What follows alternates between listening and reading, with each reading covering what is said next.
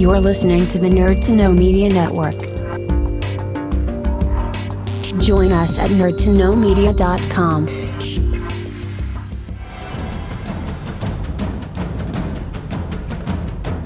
Broadcasting from the Blanchistan Center, this is Phoenix FM. The internet is a communications tool used the world over where people can come together to bitch about movies. According to the Nerd Index, you should be upside down in a junior high toilet around the clock.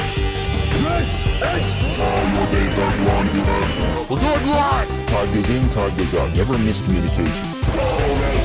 It's over 9,000! My name is Foxy. The balls are in there.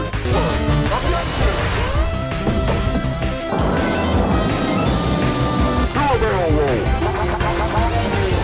Don't chase me, bro. It's a trap. I'm a firing believer. Time to Hey, Charlie, wake up! Oh, God, oh, man.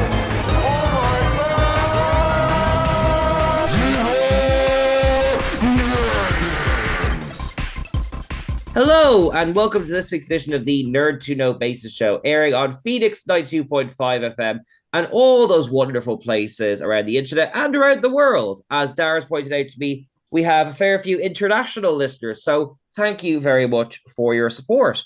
I am Keane, and with me we have two of our friends this week. Say your names in alphabetical order and try not to mess it up.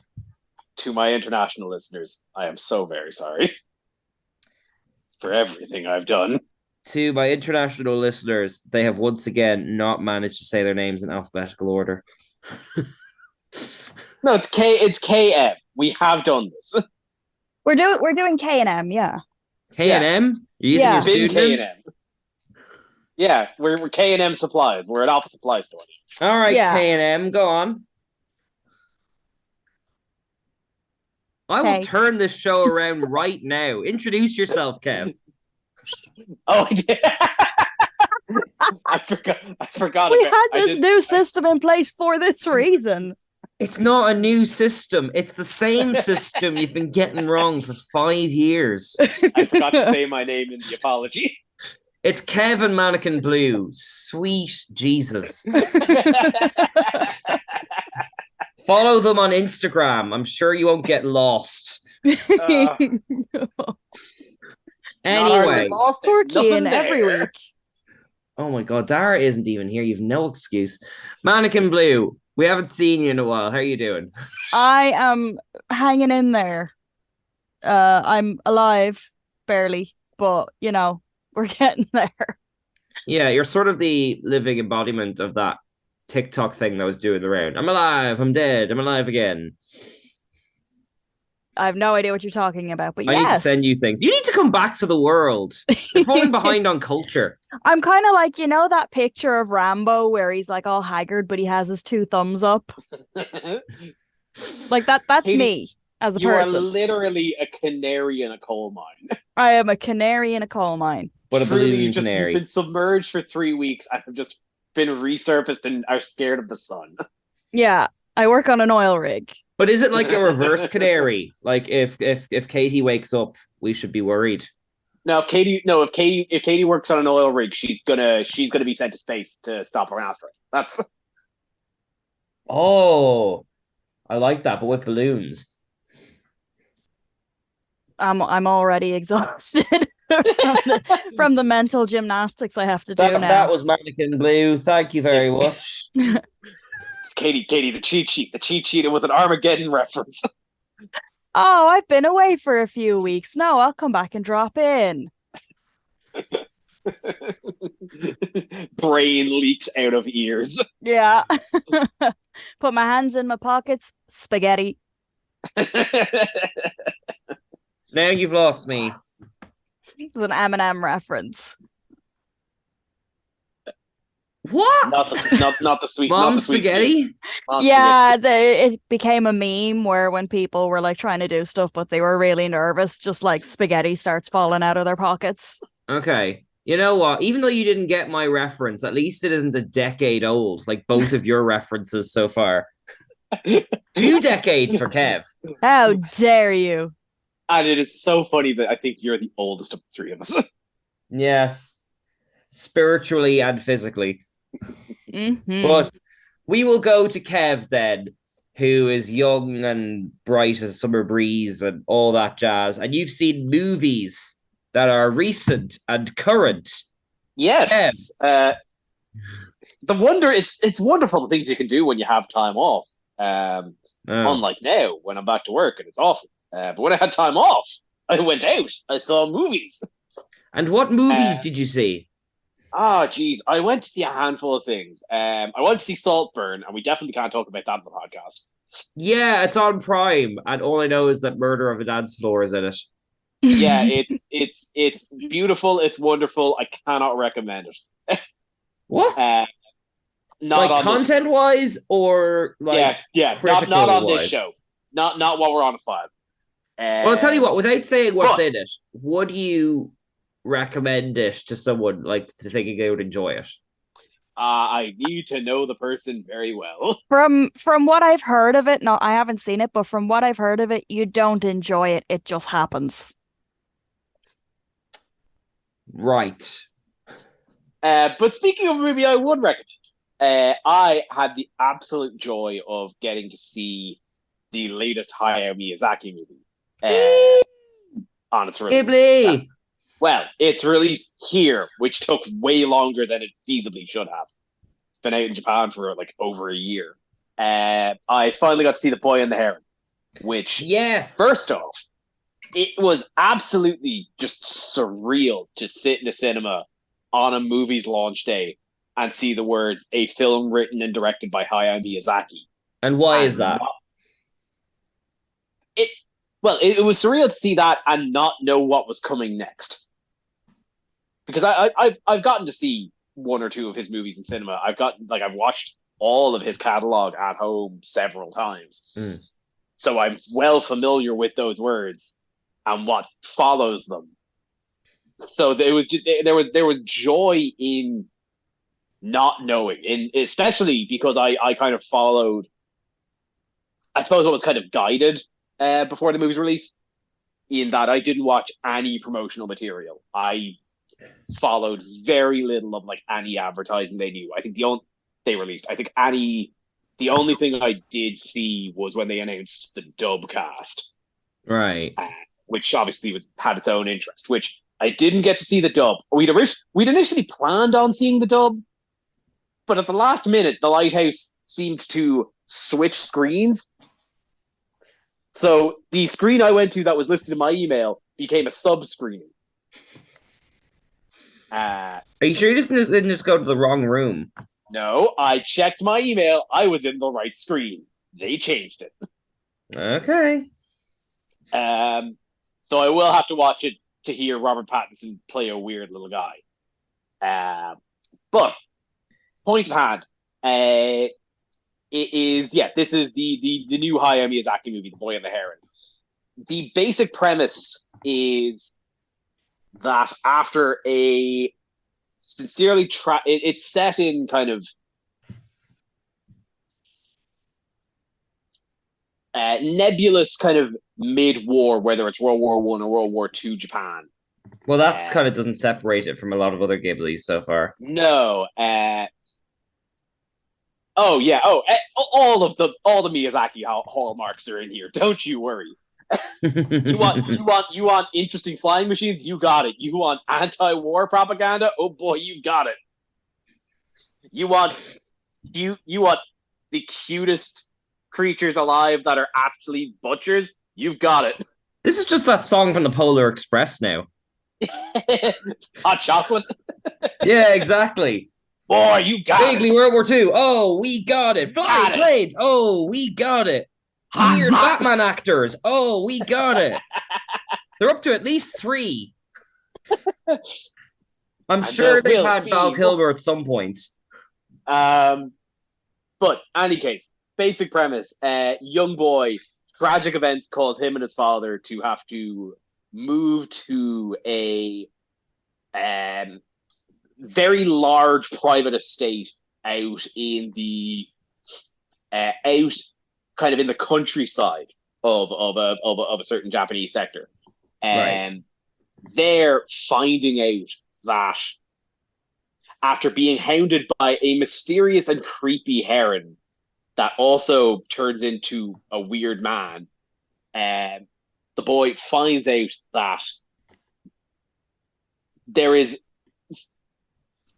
through a tower that has been sitting at this premises for centuries, that there is a mystical, magical other world that is demanding this boy's presence.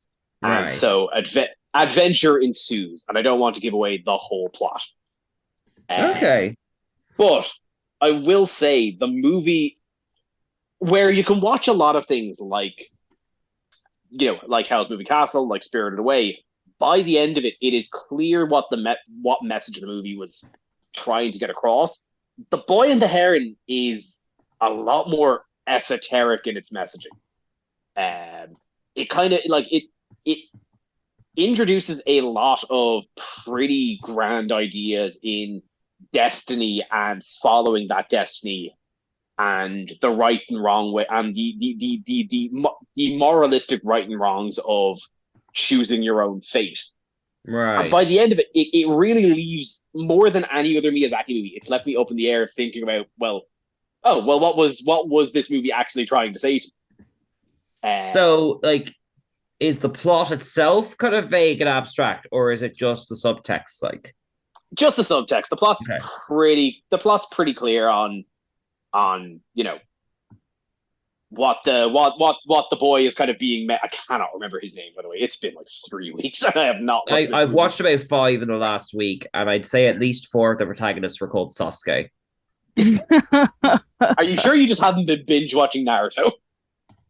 Is there one in Naruto as well? Naruto I was is thinking of the Ponyo. Sasuke. No, if we play a game in our house where I want to try a new Ghibli I haven't seen before, and we give it 10 minutes, and then my daughter goes, "Why isn't this Ponyo?" And we watch Ponyo again. It's fine, because Ponyo's great, but But why isn't it Ponyo? I mean, really, we should ask that of all media. Yeah, Ponyo should be louder, angrier, and have access to a time machine.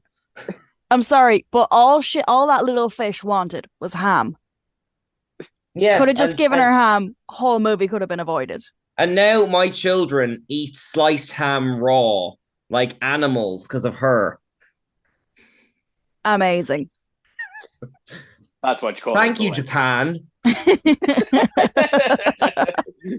Thanks, Hayao. I'm sorry, I didn't mean to distract you there, but actually, I'm curious now because, like you, I've been avoiding kind of finding out anything about this film. Is this because you say a Ghibli film and we kind of know the shape of it, but like there's Ghiblis like your Totoros, which are kind of kid centric, and there's your Ghiblis like The Wind Rises, which are still family friendly but kind of more introspective and mature. Where on the scale does this kind of fall?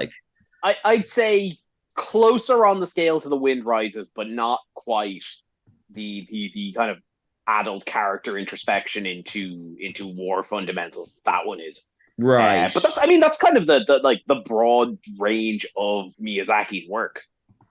Like you've got a handful that are, family friendly adventures with some action and some spooks in your, Spirited Away and Nausicaa and Castle in the Sky. But then it does broaden out to every other aspect of that range of family friendly to adult drama. Because you have your My Neighbor Totoro, which is probably one of his more esoteric movies, while still being very simplistic, and Kiki's Delivery Service, which is that just a very simple story about a young girl just going out into the world and finding a way. But then, as you said, he will come out then with A Wind Rises, which is the introspection of a man wondering if it is right to do what he loves, even though it contributes to death and destruction. So I'd say it errs closer to that kind of adult character drama, but is still wondrous and fantastical enough to kind of like land it somewhere in the middle, closer to a Howl's Moving Castle, we'll call it.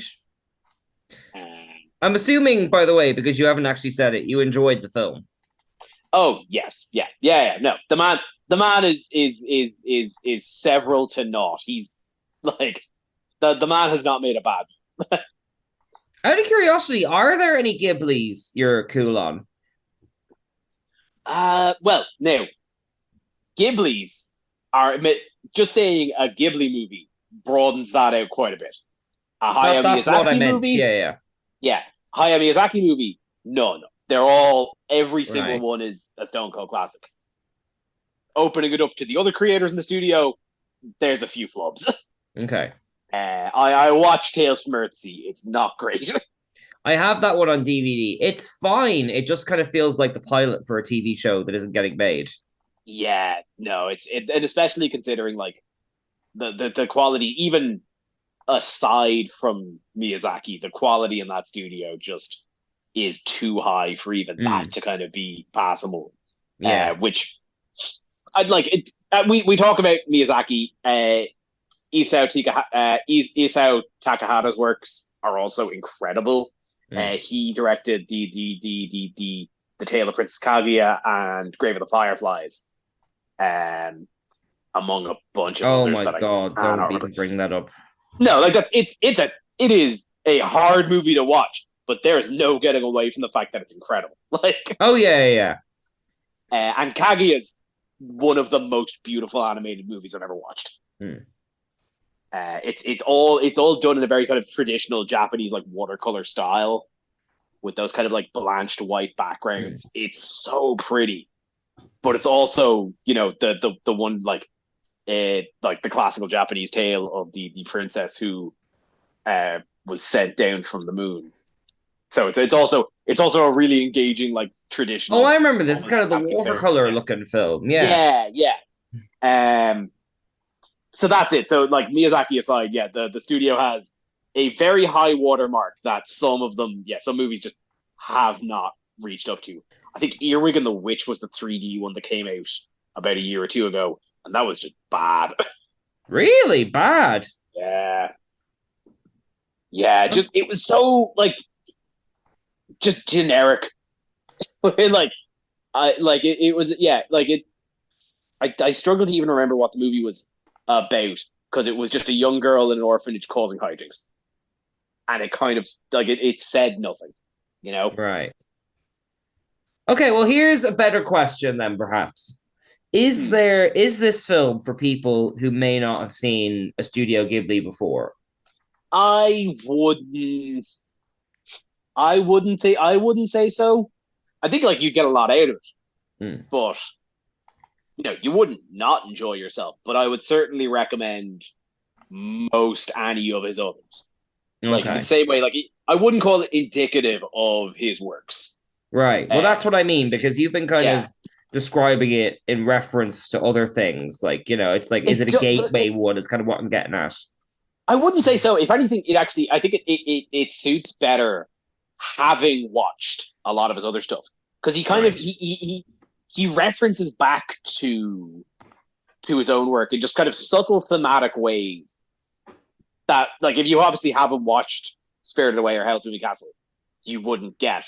But there's just kind of very, again, it's not like a cameo, but it's kind of a subtle theming that's like, oh, that reminds me of that of something that happened. Yeah. In a way that makes the electrons in my brain go wee. The member berries. It kind of, yeah. So I remember this theme. Yeah, I remember this subtext. I wouldn't say watch Boy and the Heron first if you want to get into Hayao Miyazaki, but I'd also say that of The Wind Rises and Porco Rosso. That's fair. Yeah. It's not a mark against it, like. No, far from it. It's one. Again, it's also hard for me to judge, because in a canon of films that I have seen dozens of times, I have only seen it once.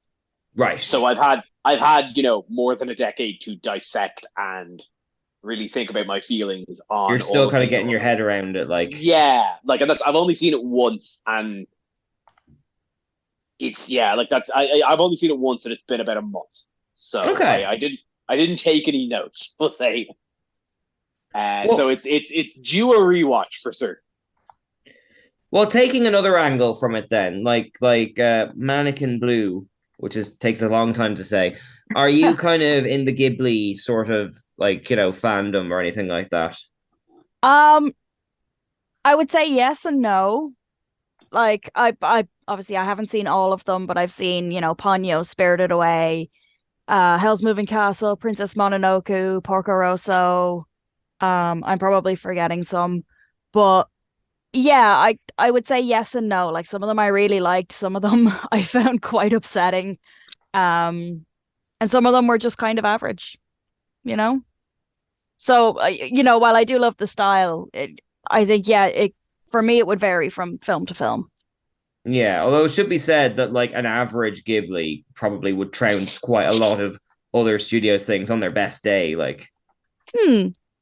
Yeah. Oh, yeah. No, that's fair. Like that, and don't get me wrong. Like they're beautifully animated, and the amount of like attention to detail for even throwaway scenes is crazy. mm. Oh no, absolutely. And Kev has vanished. Oh, there you are. I'm still here. I've got a wireless setup here. I can get up and I can walk around. And I can put this phone down, and I'm still on. God. Tell us the more about wonders the of high-tech technology. setup. Go What walk a- around the garden. What a time to be alive. The wonders Moonlight. of just of a Bluetooth set of headphones that you can get for a reasonable price. Are you about to start selling us something? No, and Reasonably my priced Bluetooth headphones. no, and my headphones were not reasonably priced. Let's be honest. Yeah. No, I spent too much money on these headphones. But look what you can do now. But look at what I can do. I can walk around the room. I can pace and really give in to my ADD while I record a podcast. Look at me fidget. The dream. Look at me fidget to my heart's content. And this audio medium. Look at me. Oh, speaking of fidgeting, yeah, I should be doing that too. What? Well, Yeah, that's PSA, guys. Buy yourself like a fidget spinner or a fidget cube. Best decision you'll ever make. Or in my case, a fidget slug. The slug is cool. I've really noticed since I got one that I don't scroll on Twitter as much because I was Yeah. just kind of using Twitter as a fidget toy, which terrible for your mental health. Oh, absolutely. Oh dear. Well, I believe before we get too distracted by fidgeting, there was another film you saw at Christmas, Kev. Yes, yeah. Well, actually, a few. I think you mentioned the last time we were recording that you had watched Chicken Run, Dawn of the Nugget. I got around to watching that actually after your recommendation. Yes. Which It's on every day in our house now, except when my daughter goes to my parents and then it's put on there instead. And unless of course she asks, why is this not Ponyo? Yeah. But it's fine. The chicken's gonna pass. The chicken's gonna pass. But yeah, no, not to harp on it too long. We did talk about it last time. Yeah, very fun movie and a very good sequel considering the length of time since the original. It's gotta say, because like I know streaming has its ups and downs, and we've certainly talked about it as we've covered the like strikes and all that kind of stuff. But something that's really growing on me is the festive streaming movie. Do you know what I mean? Like last year, like Glass Onion came out, and See How They Run and Top Gun went onto streaming all around Christmas Day, and so did the Banshee and all that kind of stuff. We had the Chicken Run kind of went onto it this year, but probably along with a bunch of other things I've forgotten about. It's if this is a new like normal, like I am welcome it because I love finding a whole bunch of stuff like that when we're stuck at home for a few days, you know? Well, see, therein lies the kind of the other side of the coin in this, because as you said, a bunch of other stuff that you probably forgot. With streaming, like a lot of things just get tossed up without any advertising or any forethought, and you're kind of just left to find it. Yes. Like that's the reason I didn't watch Chicken Run until you mentioned it, was because I did not realize it was out. I heard it was being made, and that was the last I heard about it. Well, I mean, you say that, but like Matilda, the musical, really got its lease of life on Netflix, you know? Like it got good reviews in the cinema, but it got into the schools via Netflix. Like there is a place for that kind of thing, you know? Oh, I don't doubt it. And I mean, like it is, you know, it is broader appeal and broader accessibility. But yeah, it's as I said, it's a coin flip. Like you can get something that just manages to hit that word of mouth, or something can just be thrown up and vanish. Yeah, I get you. But yeah, as I was saying, the other one that I got a chance to see was Wonka. I've heard good things, but not specific things, if you get me. What is the deal with this film? Wonka, I would say it is exactly what you'd expect. I don't know what to expect. No. It's exactly what you'd expect from a Willy Wonka movie made by the Paddington director. Oh, okay. It is vibrant. It is colorful. It is a lot of family fun. But even though it's kind of wacky in its own way, it's all very safe. Okay. And I'd say, you know, its biggest limitation compared to, say, Paddington is that it is a prequel, so it is beheld to a status quo. Specifically, yes. Actually, fun fact, I heard about this on another podcast, Wizard the Bruiser, a lot of fun, is that this is specifically a prequel to the Gene Wilder movie. And not well, I heard that the Oompa Loompa song was going to be in it, so I kind of joined that thought, yeah. Yeah, so actually, on that, I think it's a good movie. I think it's really pretty. I think the actors do very well. It is a musical, a fact that the advertising gives no indication of. And no, they did that with Mean Girls as well, didn't they? Yeah. And well, with the Mean Girls now, that is actually based on the stage show. So it is a musical based on the movie, based on the book. True, but they didn't advertise the Mean Girls musical movie as a musical movie. Any of the advertisements I've seen have been musical. Really? None of the ads I've seen have had any songs in them. Oh, interesting. Yeah, no, nothing I've seen has indicated. I had to read that. Using my eyes. Using my eyes and my brain. Gross. I don't got time for that. Yeah, comprehension. But with Wonka, it is a musical. And I would say that in every facet of a musical, this movie succeeds, except for the music. Oh, okay. The cast, really good. For the most part, the performances are actually very enjoyable. Even the musical performances, whether or not that's an amount of overdubbing, editing, who's to say? I don't know what Chalamet's pipes are like. But yeah, the sets are beautiful. They're like incredibly vibrant colored. The choreography is actually really good. They've got a lot of like big crowd set piece dance scenes. The music is completely bland and forgettable, though. Oh no! What a shame. Which is only bolstered by the fact that they keep leitmotifing tunes from the 70s movie. So you keep getting reminded of, oh yeah, the one with the good music. And then they play one of their songs, and it just slides right off your brain like oil. So is it a mixture of like new songs and old songs? No, it's mostly new songs, and then like they'll throw in a theme of Pure Imagination or the Oompa Loompa song, right, like as scoring and as a leitmotif. Okay, because like this seems to be sticking with kind of the musical thing for a second, like I've seen people online comparing like the Disney songs from like 10 years ago, like from your like Princess and the Frog and Moana's and such, to like Wish, which just sounds like pop songs, and like even things like The Greatest Showman just sounded like pop songs. And it seems like on top of people being afraid to like advertise musicals. Maybe it's like a relic of Cats not doing well or something. But new musicals don't sound like musicals. They sound like pop hits. Do you know what I mean? Like, Yeah, see, I think The Greatest Showman is actually like is a cause for that because that movie did gangbusters. That was yes, a massive, massive hit. And as you said, a lot of the show tunes in it were pretty much like it's an album of just kind of middling pop songs. yeah. Like, there's compared to nothing something in that's This Is Me that specifically references the fact that it's a circus or that they're freaks or anything, like, you know? yeah, but none of them even have like the kind of the style of like a Broadway kind of show tune. No.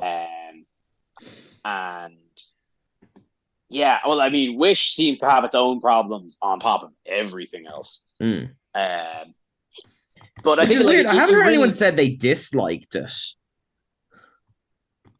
I've heard people say that. Really? Okay.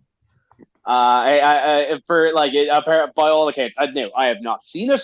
This is all third-hand No, information. I'm going by feedback on the trailer, which, I mean, I think we talked about it before. The trailer is like, if AI didn't exist, I would say, like, you know, put the Disney formula into a machine and, you know, wisecracking sidekick, evil villain prince. They've done that a lot in the last 10 years.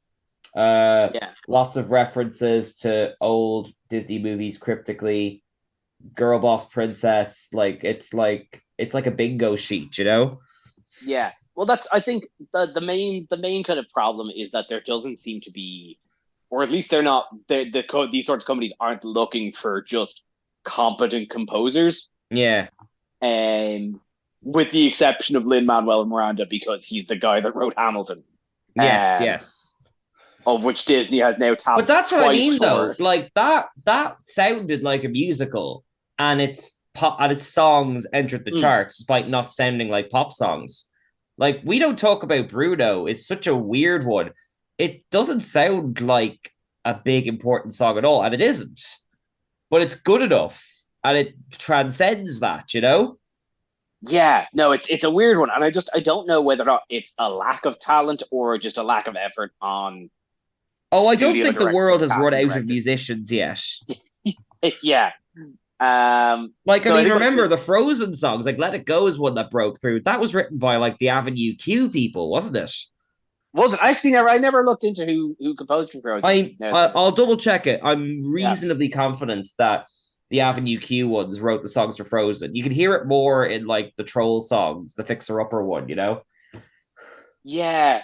But that's like it I think Disney does need, if they want to kind of continue down the musical road, and like a lot of other movies, I think they need to kind of go back to Broadway and find promising composers that. Oh, absolutely, or even just interesting picks like Billie Eilish. It's not a musical, but Billie Eilish did the songs for Turning Red. You know? Did she? I didn't know that. Oh, it's great. Like, even listen to the songs without like context, because it's a pretend One Direction style boy band, and like the songs hit that perfect balance of like sounding like a real boy band and clearly being a parody of it. It walks that line razor sharp, you know? Yeah, but I mean that's like that at least like Turning Red's a great movie, and that works because they were leaning into that of it just being pop, and especially being a pastiche of early 2000s boy pop. Sorry, I distracted you. Wonka. Yeah, that's where was my brain with what? Yeah, my brain was on Wonka. Yeah, but as I said, so aside from, as I said, the big thing being a musical, it's, as I said, it's a lot of fun. There is a dissonance that I think does come up with it being a prequel, because in this, the world itself is very vibrant and colorful and full of, you know, kind of wealth and excess, and this young guy can open a chocolate shop out of effectively nothing and it be incredibly successful. And then maybe 20 years later, the surrounding area of his factory is going through the Great Depression. Oh. Is this in Do the you not movie? remember? No, but like it's the dissonance between the two. Yeah, right. like Charlie Bucket coming from the poor family, his mum working multiple jobs, and all his grandparents are in, bedridden and Yeah, like that's. I think that like, I might be mixing it up. I might be mixing it up with the Burton one, but I feel like the world was in a pretty sorry state in the Gene Wilder one as well. thanks a lot, trickle down economics. Thanks, Um, Reagan. That's an interesting question. I would say in the Wilder one, it was, for lack of a better word, Python-esque. Like everything was kind of grounded, and Charlie was the worst off, and all the other characters were kind of jaded and cynical, but in a funny way, Yeah, And they yeah. were like quite well It's off. not like they were in the depression. Yeah. Well, that's I think like it's that in even the Gene Wilder one, the movie took a turn when they went into the factory because everything was so off the wall and so colorful and so crazy. Yes. In this, everyone's just kind of like that. Okay. Like Chalamet is quirky and funny and weird, but so are all of the people. Wonka gets basically becomes a slave in a wash house for half the movie. What? Run by Olivia Colman. Okay, I like it now. Oh, she's wonderful. Oh, dude, again, the cast exception.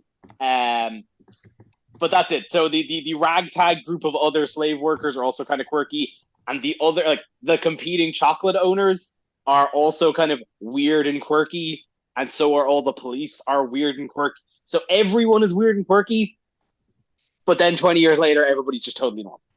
Okay, I've heard that levied against the Burton one, where, like you said, it's in the original film, like everything's like, I mean, they shot it in a nice place in Europe. It's not like drab, but everything's quite restrained until you get to the factory, apart from the humor being and off the wall.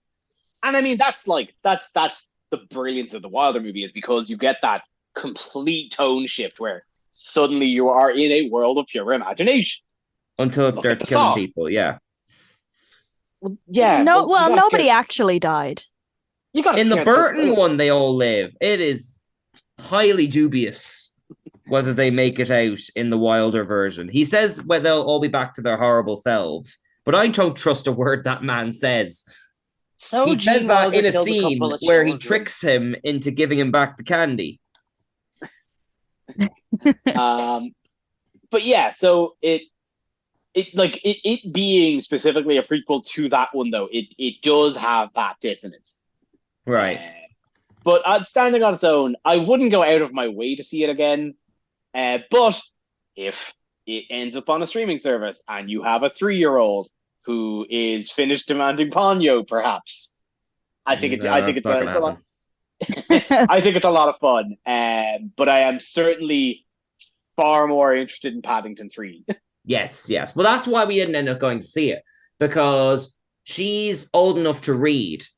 And when the ad for Wonka came on YouTube, she saw the word Paddington and she says, great, let's go see Paddington 3. Like, oh, no, we can't take her to that. She'll keep asking, where's Paddington, And that's reasonable. I always ask myself, where's Paddington, You wake up in the morning and your first words are, where's Paddington? Where's Paddington, yes. And then the dread seeps in. Okay, so a lukewarm recommendation, basically. Yeah. Okay, because I'm confused. I originally thought that Wonka was supposed to be a straight to Netflix thing. I remember that there was a big thing where Netflix bought the rights to Roald Dahl films and all that.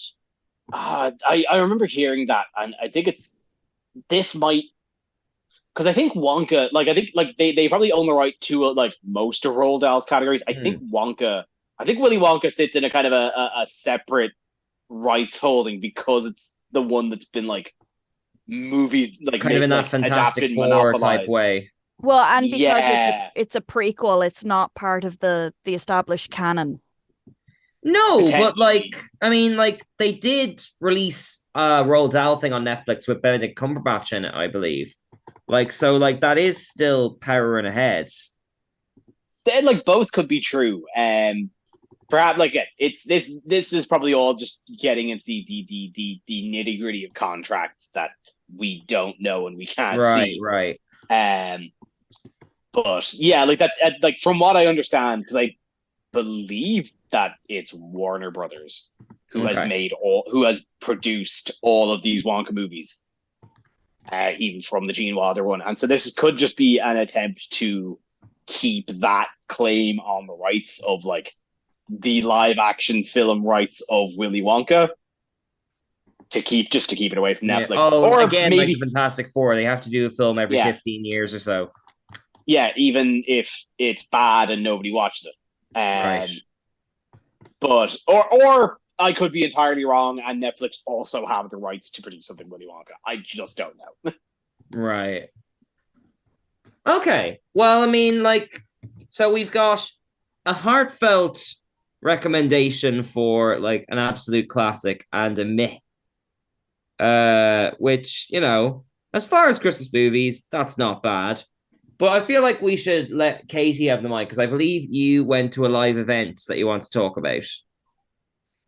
Yes, I did. I'm just being tentative right now because my dog has perked her ears up and is making the I'm gonna bark face.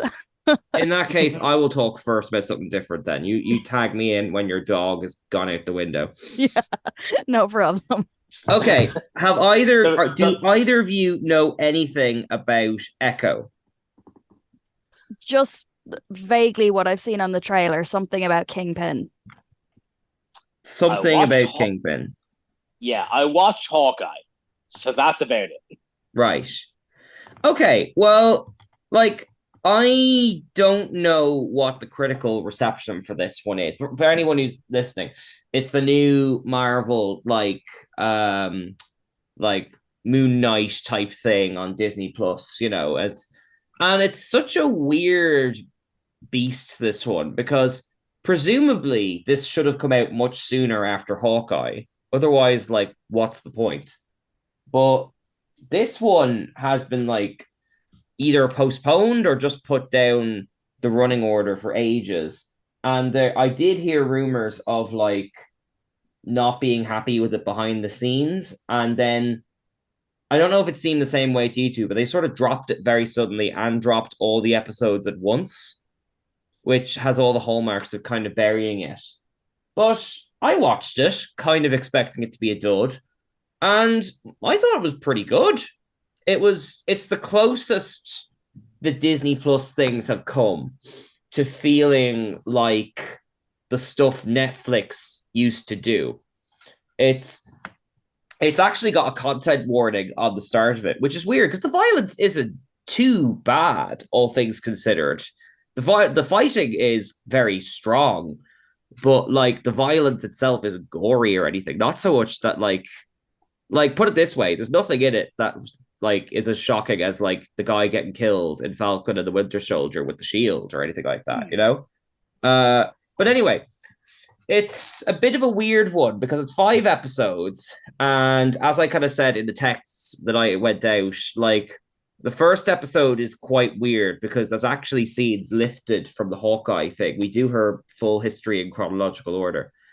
But you said that to us, and that gave me pause to think, how rushed was this? Yeah, it's not rushed. From an already filmed and released show. Yeah, I mean, I get it now because they've left it so long that the people who watched Hawkeye, apart from me who loves it, have probably forgotten Hawkeye. I get that. Also, you just get a free like Jeremy Renner appearance, which is not a bad thing. But like it's the plot of this one is a bit weird because it's once you do all the flashbacks and explanation of like, you know, how she lost her leg and such and all that, it's basically, it picks up right where Hawkeye leaves off once you've done your flashback.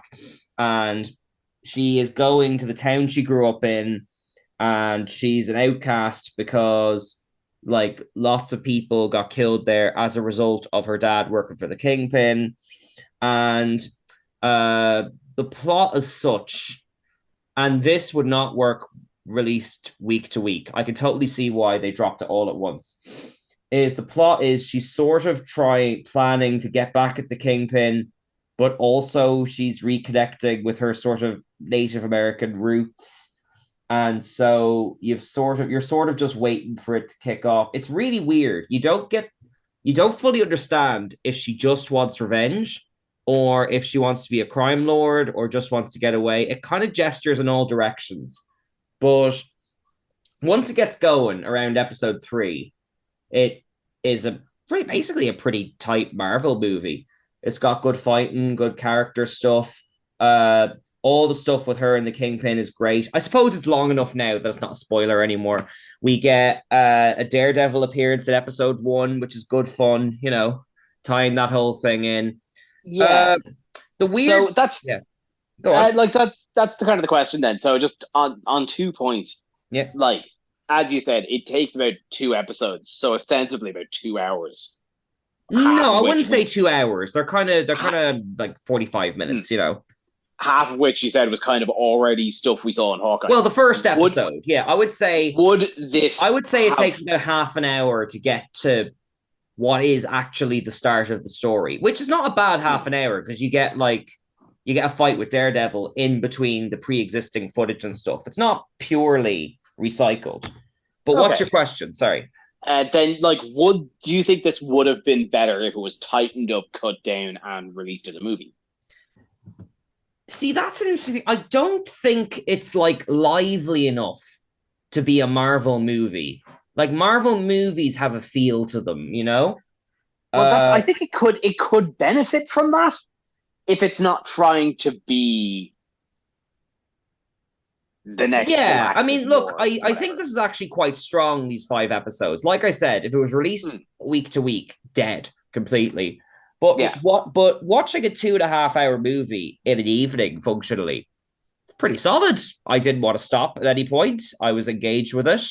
And the weird thing that I couldn't quite get my head around was every episode started out with a sort of a Native American type parable or some kind of flashback to their culture and all that, which is great, but it doesn't really connect to anything in her character until about the final episode.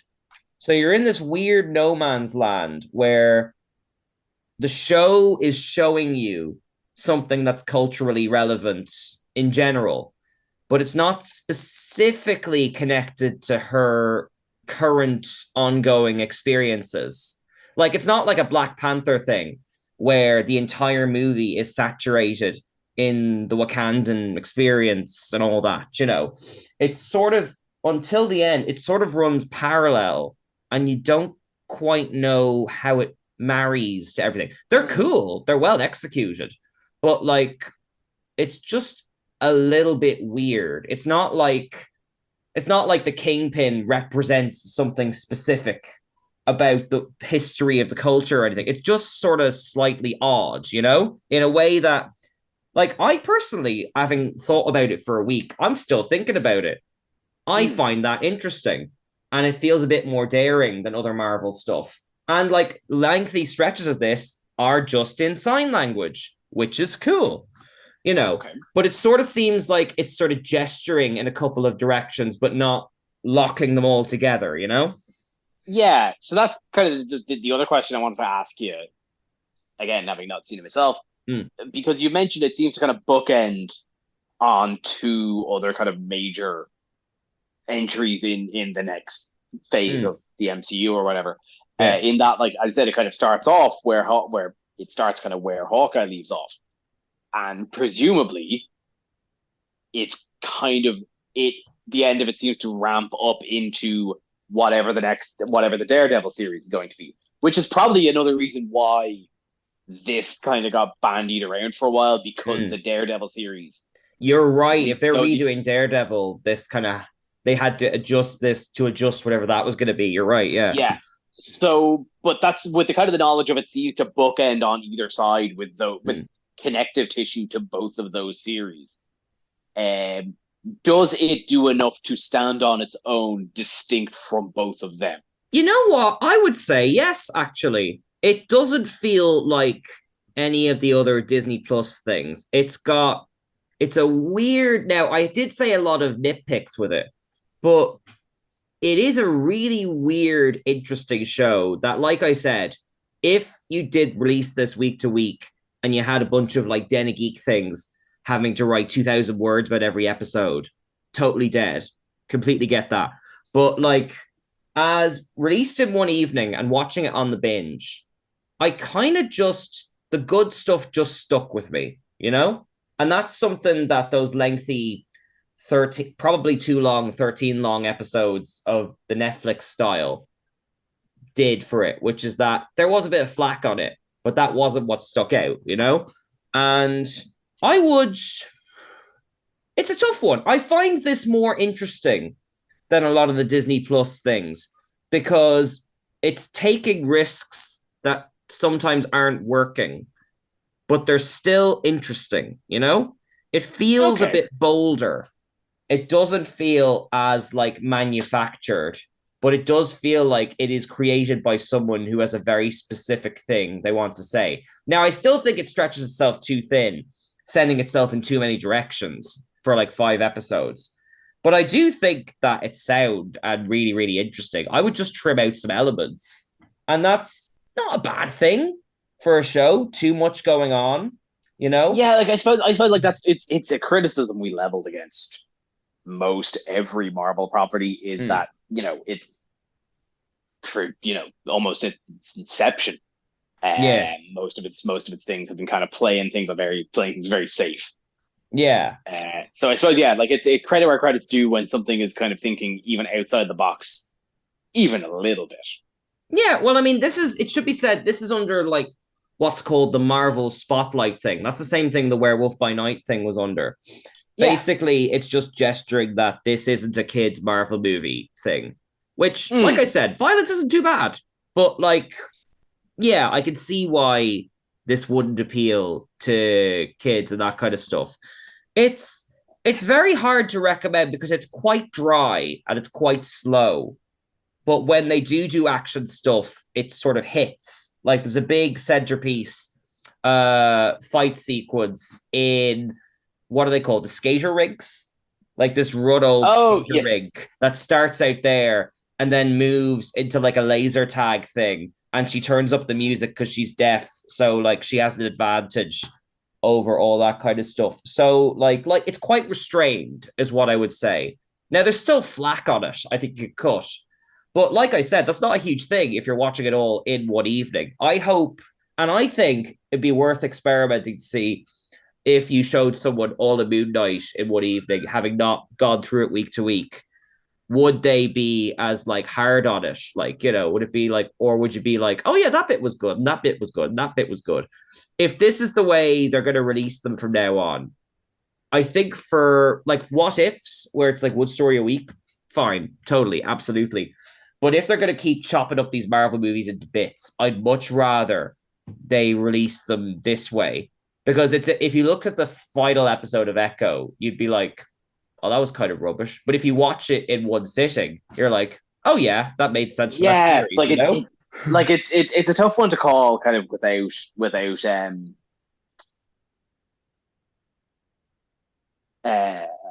examples. But like I definitely like, you know, I was pretty hard on Loki when it came out. I think if that came out as all in one 6 episodes, because like it was the week to week of this is another thing, and I feel like that episode achieved nothing, and I have to wait a week, and there's another hour. I think it's like I would have forgotten a lot of the flack I gave that show. I think that's just it.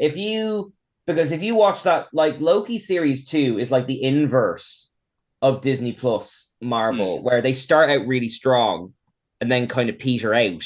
Loki series 2 kind of starts out a bit weak sauce and then has a cracking ending, you know? But if you watched it all the one evening and that was the note you went out on, all the other stuff would probably go to the back of your head, you know? Yeah. But again, by the same token, you know, the other side of the coin could flip. I do not nearly have, we are at 2 minutes, so I do not nearly have enough time to get into it, but there's a Netflix anime called Pluto, which is this 8-hour-long episode each, 8-episode series, which is a ground. a grittier, more dramatic retelling of Astro Boy. Okay. By an incredibly prolific mangaka, whose name absolutely escapes me. He's also the author of Monster. But long and short of it, these are 8 1-hour length episodes that ponder the relevance of humanity in an age where humans coexist with robots, and these huge stakes and these huge fights happen. But Netflix, obviously being Netflix, dropped all 8 hours of this in one go. And I heard people watch it and be like, I hate the fact that I watched 8 hours of this in one go and didn't have the time to. Yeah, but that's your own fault, like, you know? No, but like you can't be expected to know that until you've watched it. That's it. It can really depend until like you won't know until you've seen it, if that's the experience. Yes. Like I've managed mostly out of time and attention. I've been spacing those episodes out because I want to make sure I have at least the hour to sit and watch a whole episode. I don't want to just stop halfway through it. I still haven't finished it. It's exceptional, by the way. But that's just as an example of something that was dropped in one go. That if that was released 8 weeks in a row, that would be all the anime community would talk about for 2 months. Right. So it just depends on the project, basically. Yeah, exactly. And as I said, like WandaVision obviously works great week to week, for example. Like yes, because it was so divested. But as I said, I managed to get my point in because we are just out of time. I'm so sorry we didn't get to Rocky Horror. Oh, no, that's totally fine. I have interrupters running in and out anyway, so... Interrupters. Interrupters. What a lovely name for a beloved family member. Fluffy interrupters. I'm going to name my kids that. I'm going to name my daughters that. Oh, yeah. All right, no, well, it's all good. Mannequin Blue, is there anything you want to say before we wrap up? No, not particularly. I am currently trying to pull myself out of my hibernation pile of blankets. So, if people are following me on social media, there is nothing being posted right now. If you're following me, tough. Yeah. Dope. Deal with it. I'm tired. You just need like one of those like kind of out to lunch signs or something like that. Gone fishing. Snoozing is what I'm doing. Oh, that's brilliant. There will be updates when I'm back at it, but right now I'm snoozing. Oh, that's brilliant. All right. Well, thank you so much for tuning in. We will be back next week as always. I've been Cian. I'd rather be fishing.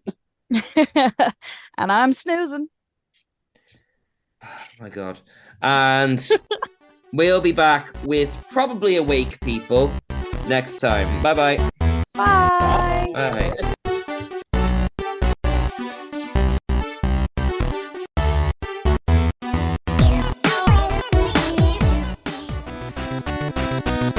Thank you for listening to a Nerd to Know Media production.